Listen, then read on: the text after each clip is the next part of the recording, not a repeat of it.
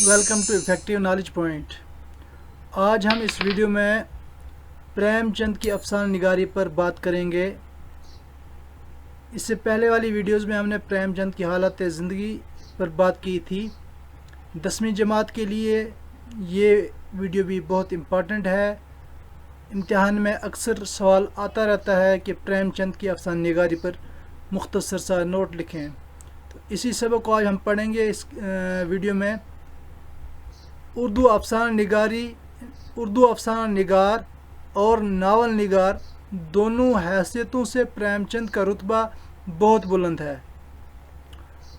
اردو افسانہ نگار اور ناول نگار دونوں حیثیتوں سے پریم چند کا جو رتبہ ہے وہ بہت بلند ہے، یعنی یہ دونوں ناول نگار بھی ہیں اور افسانہ نگار بھی ہیں۔ پریم چند پہلے افسانہ نگار ہیں جنہوں نے عوامی زندگی کو اپنا موضوع بنایا، یعنی پریم چند جنہوں نے یہ پہلے افسانہ نگار ہیں جنہوں نے عوام کی مسائل کو، عوام کی زندگی کو موضوع بنایا، ان کے مسائل، ان کے مشکلات، ان کی زندگی میں کیا کلچر ہے، وہ کس طرح سے کھان پین ان کا کیا ہے، رہن سہن کیا ہے، طور طریقہ ان کو سب کا اس میں اپنے افسانوں میں جگہ دی، اور اردو ادب کو سماجی حقیقت سے روشناس کرایا۔ تو اس طرح سے انہوں نے اردو ادب میں بھی سماج کے متعلق، سماج کی کیا حقیقت ہے اس سے روشناس کرایا، اس سے واقفیت کرائی، ٹھیک ہے۔ ان کی سب سے پہلی کہانی دنیا کا سب سے انمول رتن، سب سے پہلے جو انہوں نے کہانی لکھی ہے وہ ہے، اس کا نام ہے دنیا کا سب سے انمول رتن، اور ان کی آخری کہانی جو ہے وہ کفن ہے، ٹھیک ہے۔ یہاں تک سمجھ آ گیا؟ کسانوں کے جذبات اور دیہاتی زندگی کے سچے واقعات ان کے یہاں کثرت سے ملتے ہیں۔ کسانوں کے جذبات یعنی کسانوں کے متعلق ان کے جو جذبات ہیں، کسان کی پریشانی، ان کے جو قرض داری کا مسئلہ رہتا ہے، یا ان کے کھیت کھلیانوں کی مسائل رہتے ہیں، دیہاتی زندگی میں جتنے بھی مسائل ہیں ان سب کو اپنی کہانیوں میں، اپنے افسانوں میں انہوں نے جگہ دی ہے، ان کو منظر عام پر لانے کی کوشش کی ہے۔ اردو افسانہ نگاری کا آغاز پریم چند ہی نے کیا، تو اردو افسانہ نگاری کا بھی انہوں نے ہی آغاز کیا۔ اس سے پہلے اردو افسانے نہیں لکھے جاتے تھے، یہ پہلے مصنف ہیں، یہ پہلے افسانہ نگار ہیں جنہوں نے جو ہے اردو میں افسانہ نگاری کی شروعات کی۔ ان کے افسانوں کی بنیاد حقیقت پسندی پر مبنی ہے۔ روزمرہ زندگی میں جو واقعات پیش آتے ہیں انہی واقعات کو انہوں نے اپنے افسانوں میں گھڑا ہے، انہی واقعات کو اپنے افسانوں میں پیش کیا ہے۔ اس طرح سے حقیقت سے متعلق ہی ان کی افسانے جو ہیں وہ پیش کیے گئے ہیں۔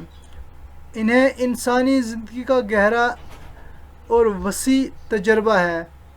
انسان کے متعلق ان کی پریشانی، دکھ درد، تمام چیزوں کی کیفیات سے یہ بہت اچھی طرح سے واقفیت رکھتے تھے، اور حسن کاری اور چابک دستی کے ساتھ زندگی کی، اور خاص کر کے کسانوں اور دیہاتیوں کی زندگی کی تصویر کشی کرتے ہیں، کیونکہ انہیں دیہات سے بہت زیادہ لگاؤ تھا، کسانوں سے بہت زیادہ پیار تھا، محبت تھی، تو انہی کی جو تصویر منظر نگاری کی ہے، انہی کے حالات و واقعات کو اپنے افسانوں میں بیان کیا ہے۔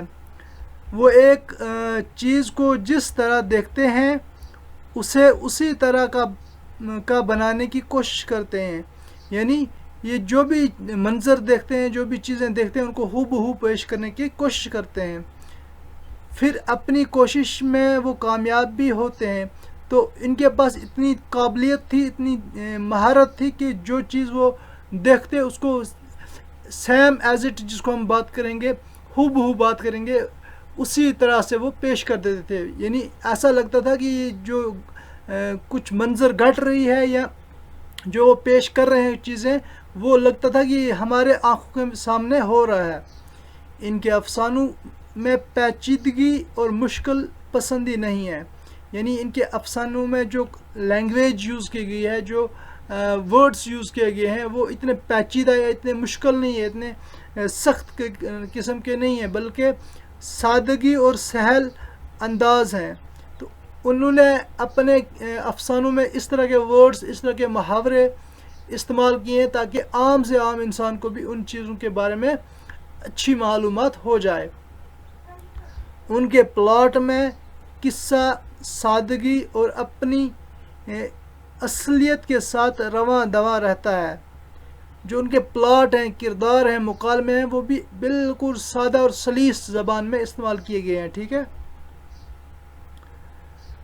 پریم چند کے کردار جیتی جاگتی تصویریں ہیں، یعنی جو انہوں نے کردار پیش کیے ہیں، تو ہمیں ایسا نہیں لگتا ہے کہ یہ کچھ ایکٹرز ہیں جو کسی کردار کو ادا کر رہے ہیں، بلکہ یہ ایسا لگتا ہے جیسے جو کردار ہیں وہ حقیقی کردار ہیں، وہ حقیقت میں اپنے اصل جو لوگ تھے وہ انہی کا وہی اس افسانے میں، اس ناول میں پیش ہو رہے ہیں، انہی کی زندگی، بلکہ یہ ایسا کبھی معلوم ہوتا ہی نہیں کہ یہ کسی کا کردار اپنے اندر جو ہے لے رہے ہیں۔ ان کے افسانوں میں زندگی اور عمر کے ہر طبقے کی نمائندگی ملتی ہے۔ تو جو ان کے افسانے ہیں ان میں چھوٹا، بڑا، بوڑھا، بزرگ، تمام قسم کے لوگوں کے کردار اچھی طریقے سے نبھائے گئے ہیں۔ ہر طبقے کے، ہر فرقے کے کردار جو بھی ہیں انہوں نے بخوبی نبھائے ہیں۔ جیسے مرد اپنے کرداروں میں، افسانوں میں مرد کا کردار، عورت کا کردار، بچے، بوڑھے، نیک، بد، عالم، جاہل، شریف، بدمعاش، سبھی طرح کے کردار اب پائے جاتے ہیں، ٹھیک ہے۔ ان کا ہر کردار اپنی جگہ مکمل اور اصلی معلوم ہوتا ہے۔ ایسا معلوم ہی نہیں ہوتا کہ یہ جو کردار ہیں یہ کسی کی نقل کر رہے ہیں، بلکہ ایسا لگتا ہے کہ جو یہ کردار ہیں، جو ہم جن کے نام پڑھ رہے ہیں، جو واقعہ پڑھ رہے ہیں، یہ شاید اسی آدمی کے ساتھ جو ہے گھٹی ہے۔ وہ گوشت پوشت کے جیتے جاگتے انسان ہیں۔ پریم پچیسی، پریم بتیسی، پریم چالیسی، فانوس خیال، ان کے افسانوں کے قابل ذکر مجموعے ہیں۔ یہ جو ہم نے پڑھا پریم پچیسی، یہ افسانوی مجموعہ ہے۔ پریم بتیسی، پریم چالیسی، فانوس خیال، یہ افسانوں کے مجموعے ہیں۔ ان میں بہت ساری کہانیاں لکھی گئی ہیں، ٹھیک ہے۔ افسانوں کے علاوہ پریم چند نے بہت سے ناول بھی لکھے ہیں۔ ہم نے پہلے آپ کو کہا کہ یہ افسانہ نگار بھی ہیں اور ناول نگار بھی ہیں۔ انہوں نے جو ناول لکھے ہیں وہ ہے بازار حسن، چوگان ہستی، گوشائے عافیت، میدان عمل اور گودان ان کی شاہکار ہے، ٹھیک ہے۔ گودان ان کی، چوگان ہستی بھی بہت مشہور ہے، لیکن سب سے زیادہ مشہور جو ہے ان کا گودان ہے، وغیرہ ان کے جیتے جاگتے ناول ہیں۔ ان کے ناولوں میں ان کے افسانوں کی طرح مقامی رنگ جھلکتا ہے، یعنی جس طرح سے انہوں نے اپنے افسانوں میں کسانوں کی بات کی ہے، دیہی زندگی کی بات کی ہے، ان کے مسائل کو اجاگر کیا ہے، ان کی جو پریشانیوں کو عوام کے سامنے رکھا ہے، اپنے ناولوں میں، اپنے کرداروں میں، اس افسانوں میں بہت ہی منفرد طریقے سے جو ہے ان کے کردار نبھائے گئے ہیں۔ تو اسی طرح ناول میں بھی انہوں نے اپنی قابلیت کی وجہ سے، اپنی بلند پایہ فطرت کی وجہ سے جو ہے ان ناولوں کو بھی پیش کیا گیا ہے۔ آپ نے ہندوستانی دیہات کی زندگی کے ہو بہو نقشے کھینچے ہیں۔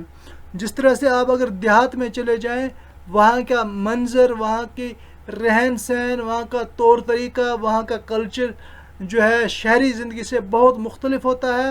تو اسی طرح جب آپ ان کے ناولوں کو پڑھیں گے، آپ کو یہ محسوس ہوگا، یہ آپ گمان کر لیں گے کہ ہم کسی دیہات میں اس ٹائم پہنچ چکے ہیں۔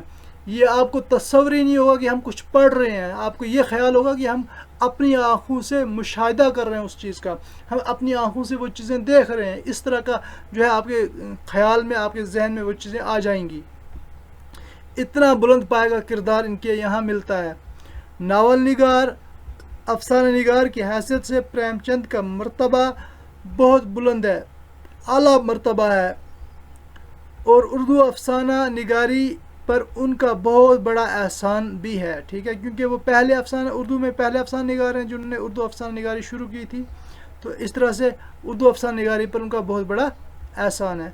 پریم چند کے افسانوں میں ہندو سماج کے عقائد، روایات، رسم و رواج کا بیان ملتا ہے، کیونکہ وہ خود ایک ہندو سماج سے تعلق رکھتے تھے، تو انہوں نے ہندو سماج کے عقائد کو بیان کیا ہے اپنے افسانوں میں، ان کے روایات، رہن سہن، رسم و رواج اور کا بیان ہے۔ اگرچہ عملی طور پر انہوں نے سیاست میں حصہ نہیں لیا، لیکن ان کے افسانوں میں سیاست کا عنصر صاف دکھائی دیتا ہے۔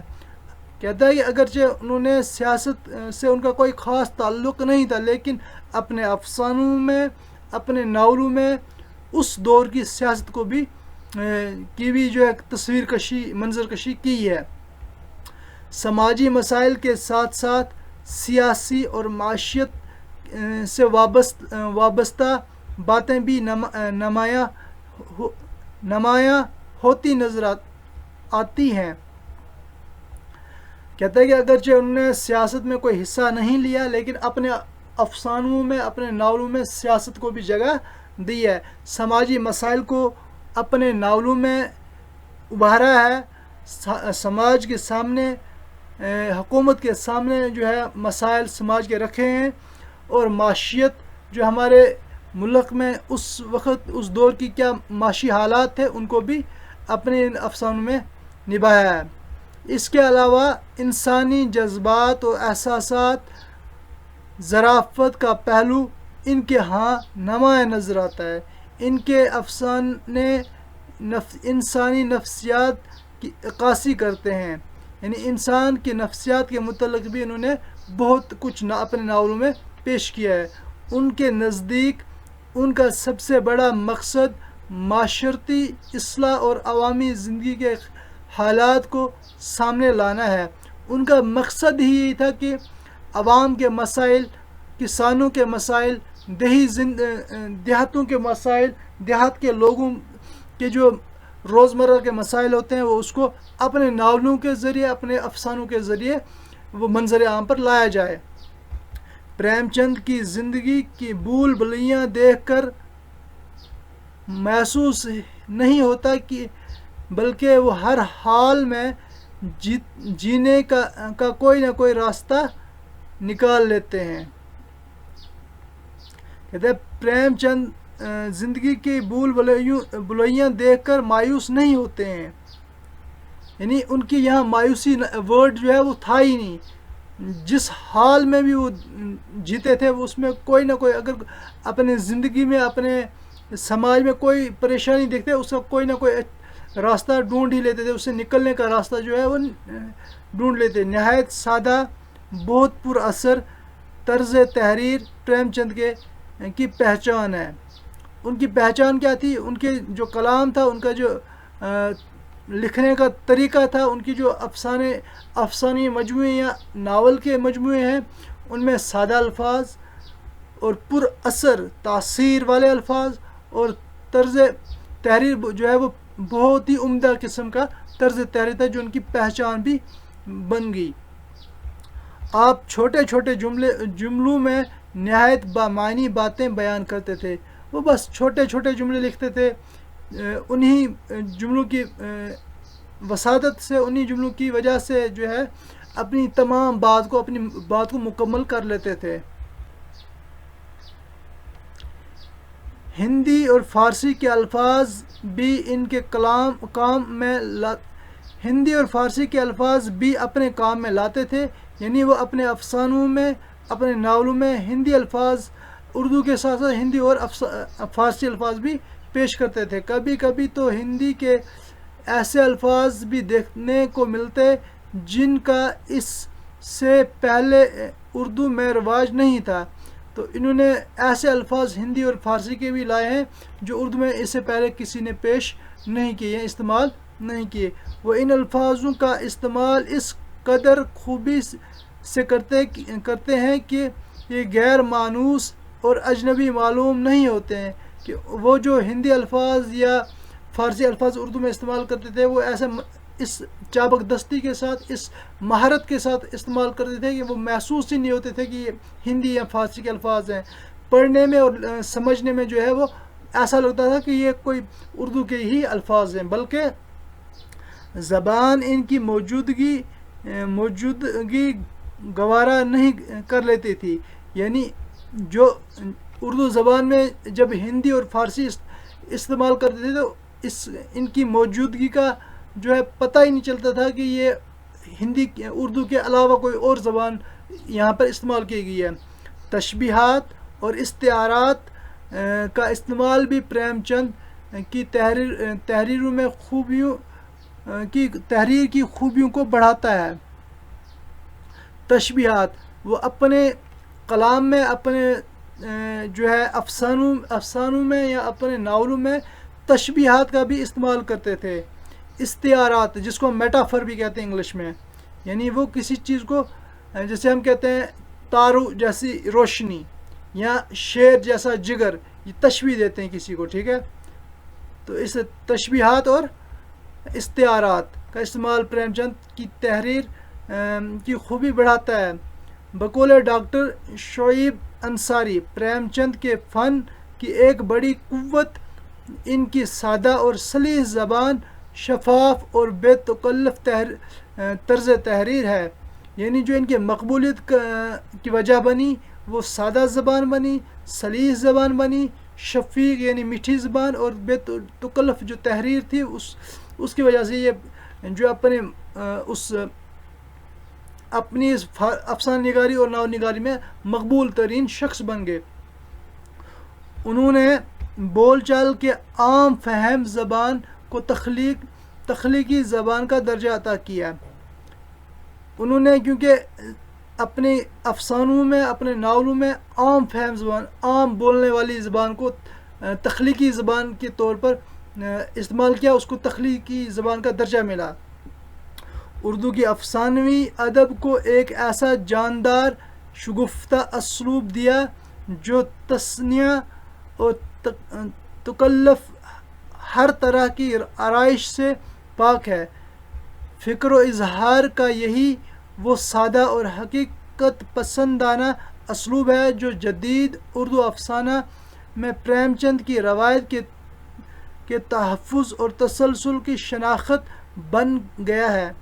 پریم چند کی تحریر میں سادگی، تڑپ، اثر، خلوص جذبہ اور دیہاتی زندگی کی سچی جھلکیاں نظر آتی ہیں.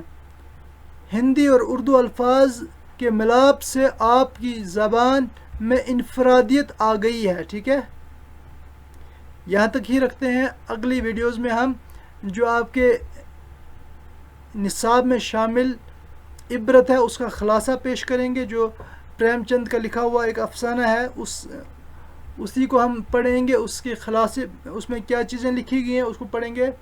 اگر میری ویڈیوز آپ کو پسند آتی ہیں انہیں لائک اور شیئر ضرور کریں. Thank you, have a nice day.